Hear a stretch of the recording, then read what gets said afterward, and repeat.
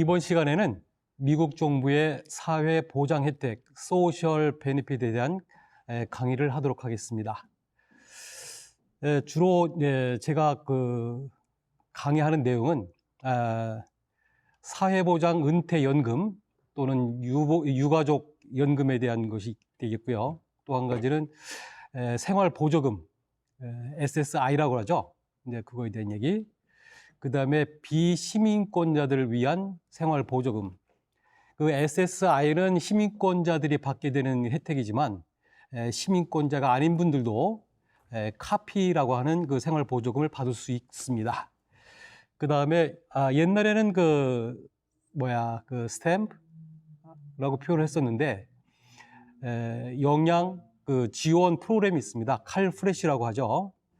요것도 시간이 됐을 때 말씀드리고, 그 다음에 시니어분들의 의료보험, 메디케어에 대한 얘기, 또 저소득층자들을 위한 의료보험, 메디칼이죠. 네, 요거에 대한 얘기. 그 다음에 건강이 안 좋으신 분들을 위한 가사도우미 지원 시스템, IHSS 제도라고 하죠.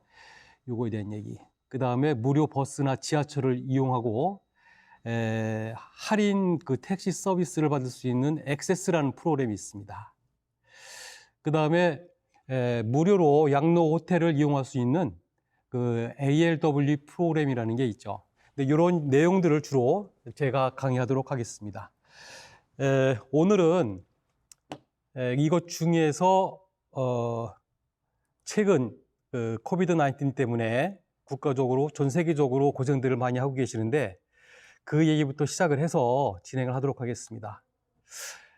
우선 코비드-19이 지금 미국이 많은 환자들이 발생을 해서 고생들을 하고 있는데요. 정부에서는 이러한 현황에 대해서 매일매일 데이터를 업데이트해서 알려드리고 있습니다. 그래서 제가 다른 자료를 통해서 어디서 볼 수 있는지, 현황이 어떻게 되고 있는지를 보여드리도록 하겠습니다.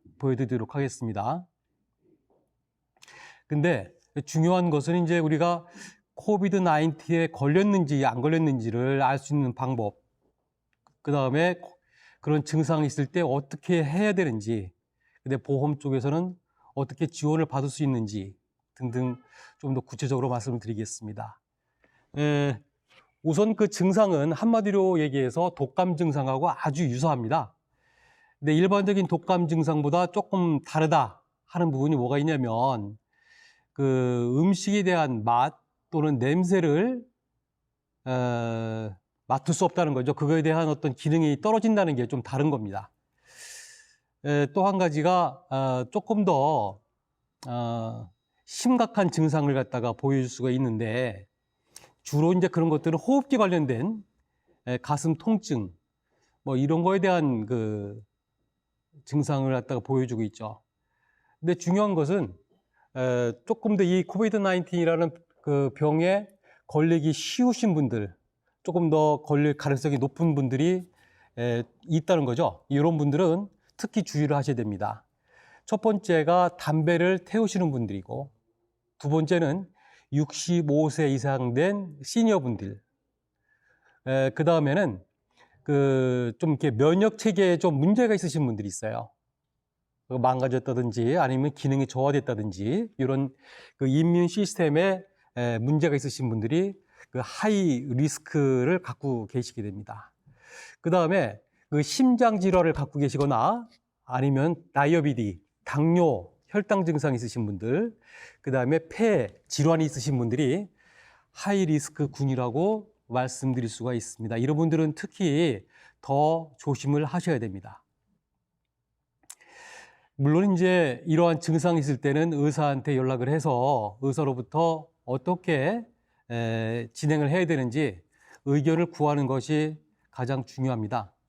그러면은 의사의 통제에 따라서 하지만 만약에 본인의 증상이 아주 심각하다 이런 경우에는 911에 전화를 해서 이머전시 병원으로 가시도록 하시면 되겠습니다. 제가 자료로 보여드리겠습니다만은 사실 그 미국 그 정부에서는 그 지방자치에서도 해주고, 그다음에 각종 약국 시스템이라고 얘기를 합니다만, 그게 이제 한 개의 약국이 아니고 그 전국의 체인점 갖고 있는 많은 약국들이 그 코비드-19 검사를 갖다가 노 코스트로 제공을 하고 있습니다.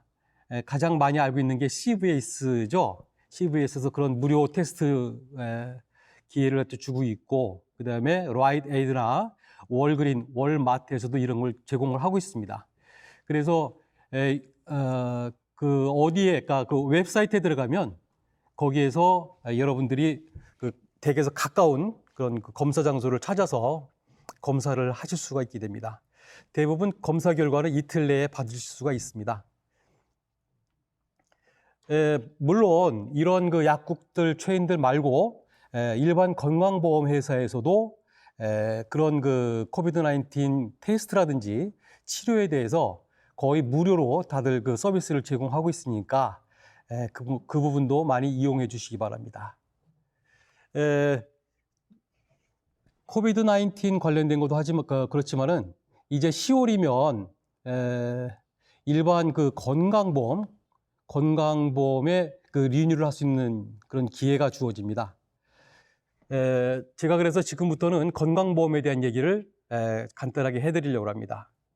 아시겠지만 미국의 건강보험은 기준이 되고 있는 게 ACA, 오바마 케어라고 얘기도 하지만은 이게 원래 Affordable Care Act라고 해갖고 법적으로 법령에 의해서 건강보험에 대한 그 관리를 갖다가 국가에서 하고 있습니다. 근데 그 일반 건강보험이 정식으로 자격이 갖춰지려면은 10가지의 필요한 필수적인 그런 베네핏을 제공해야 되는데, 그러니까 모든 건강보험은 이런 10가지의 베네핏을 제공해야 된다는 거죠. 이제 그 중에 한 가지가 병원에 입원하지 않고 수술받을 수 있는 그런 서비스를 제공해야 된다는 거고, 그 다음에 또 한 가지가 이머전시 혜택을 제공해야 된다는 거, 또 입원, 미국에서는 입원 시에 많은 비용이 나오죠.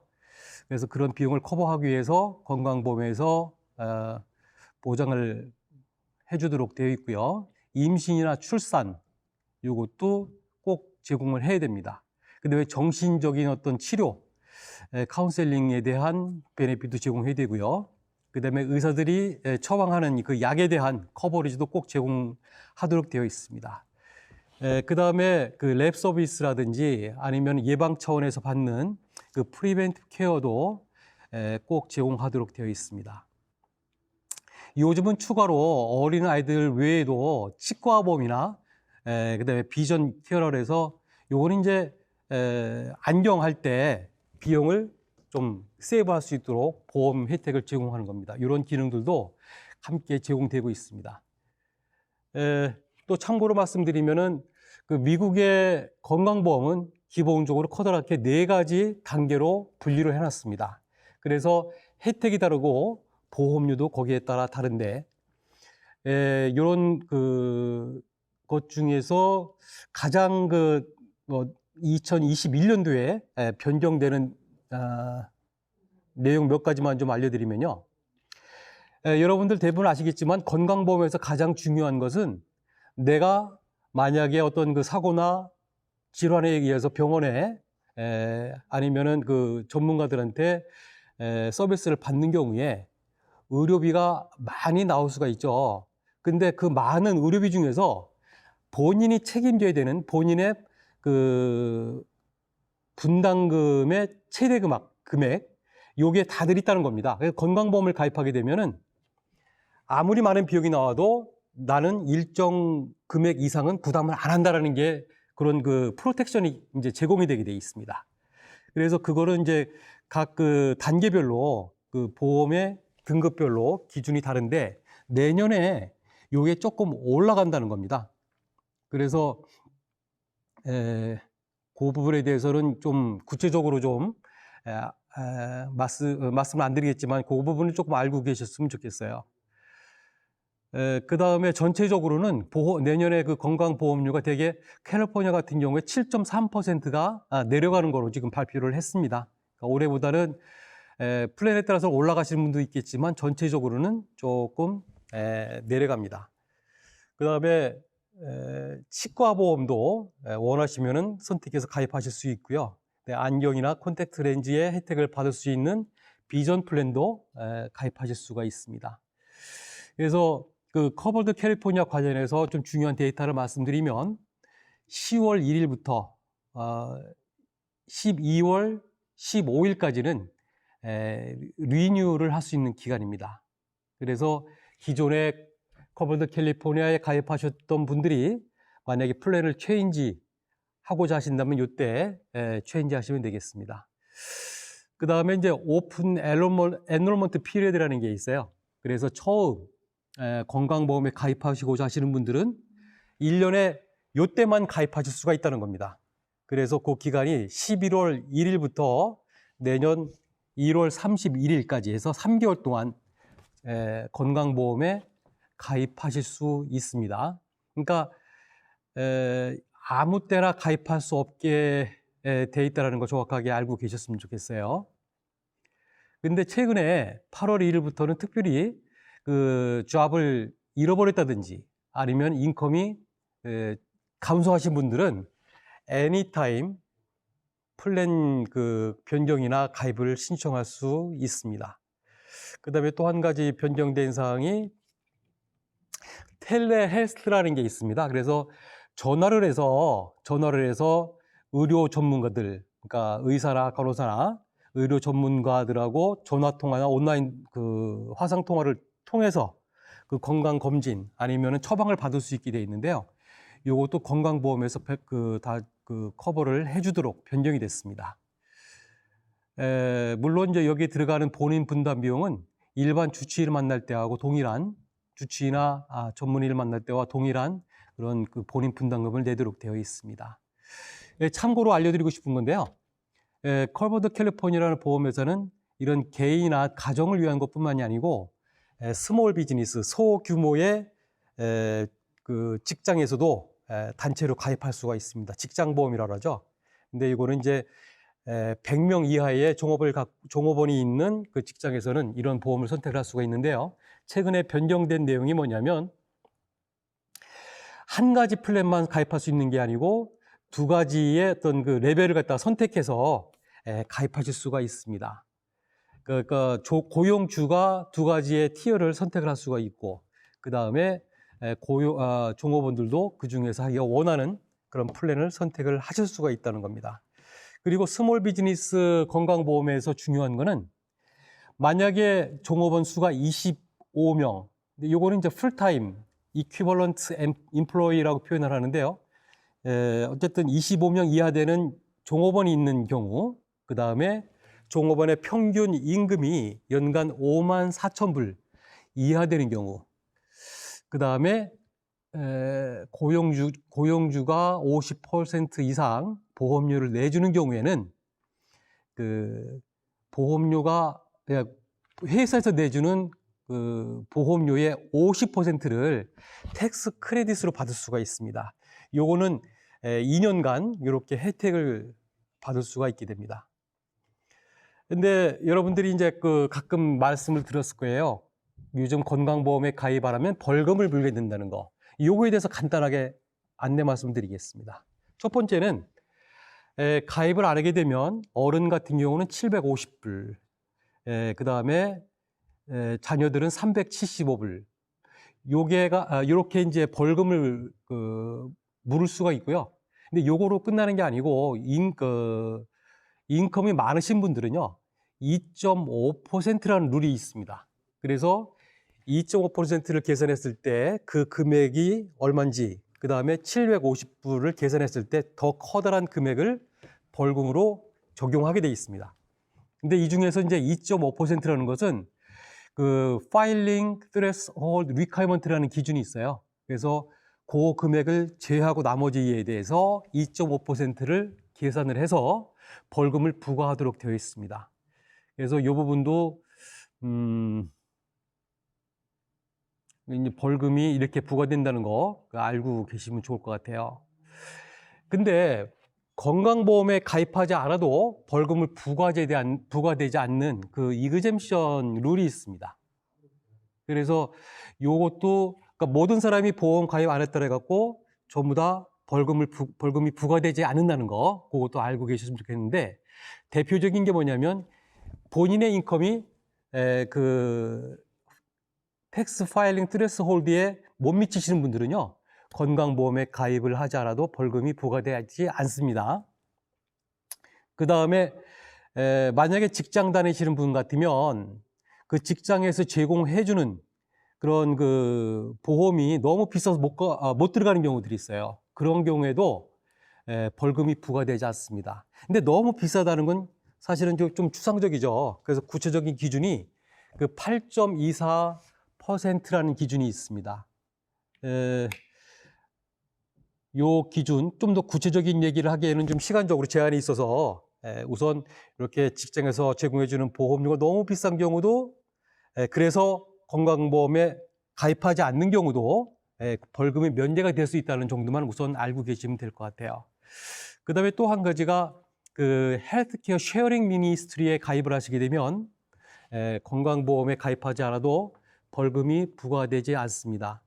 그러니까 한인 사회에도 몇 가지의 그런 그 쉐어링 미니스트리 플랜들이 나와 있는 걸로 알고 있는데요. 그런 플랜에 가입을 하시게 되면 건강보험에 미가입 시 부과되는 벌금을 피할 수가 있습니다.